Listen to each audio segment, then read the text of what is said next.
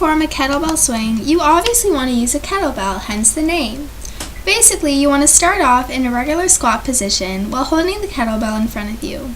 You want to have your feet a bit wider than shoulder width apart, then you want to bring your hips back while slowly lowering yourself down, almost like you're going to sit in a chair.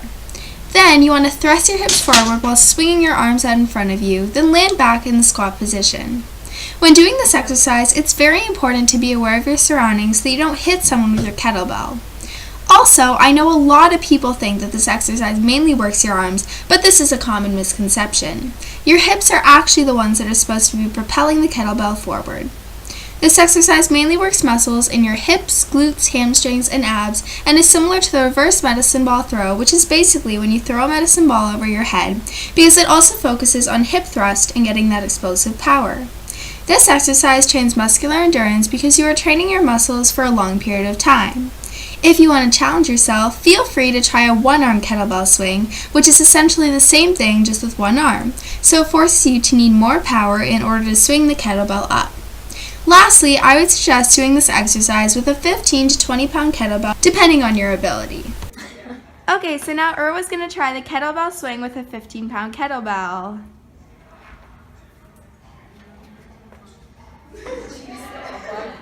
So you want to make sure that you're bringing your hips back and you're squatting down lower.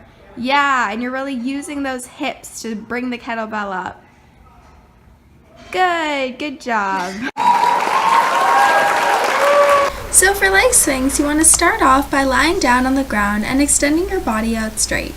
You can either rest your arms by your side or put them under your butt if you want to make it a bit easier. Then, while engaging your core muscles and strengthening your quads, you want to raise both legs simultaneously until they are almost perpendicular to the ground. Then, you want to slowly bring your legs down back together to get maximum impact so that you can really feel your core tightening. Make sure that when you're doing this exercise, you aren't straining your neck and that it's nice and relaxed because, trust me, you don't want to tear anything in your neck. Like I said before, this exercise mainly works your core muscles and your quads and is similar to when you do flutter kicks, for example, because you are focusing a lot on engaging your core. This exercise again tests muscular endurance, and if you want a challenge, you could always attempt to put your hands behind your head or bring your legs down a bit slower. Now Irwa's going to try and perform the leg raise. Come on, Irwa, you can do it. Bring your legs all the way up simultaneously. You can do it. Make sure that your legs are straight. Yeah, try to straighten them out a bit more. Remember, if it's harder for you, you can always put your hands underneath your butt. Yeah, just like that. Once you choose which side you want to go on, you want to start on your side by bringing your feet together. You can either choose to go on your forearm or lengthen out your arm, although the forearm plank is a little easier. Then you want to raise your other arm over your shoulder and make sure your core is fully engaged so you can lift your hips up to the ceiling so that your body forms a straight line. Then you want to hold yourself in this position for as long as possible. Overall, side planks really work to strengthen a lot of aspects such as your core, arms, wrists, legs, and your balance.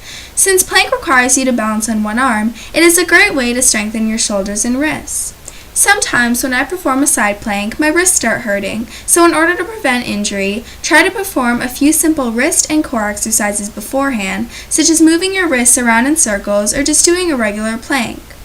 A side plank is obviously similar to a regular plank because it works almost all the same muscles with a focus on keeping an engaged core. It also trains your muscular endurance as you are building up your abdominal and back muscles. If you want to challenge yourself with a side plank, try making yourself unstable by resting your forearm or hand on a Bosu ball or smaller yoga ball so that extra balance further engages your core strength. Now Irwa's going to be demonstrating the side plank.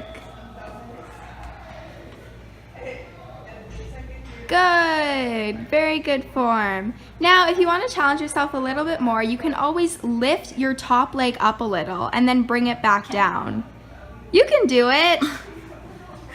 Okay.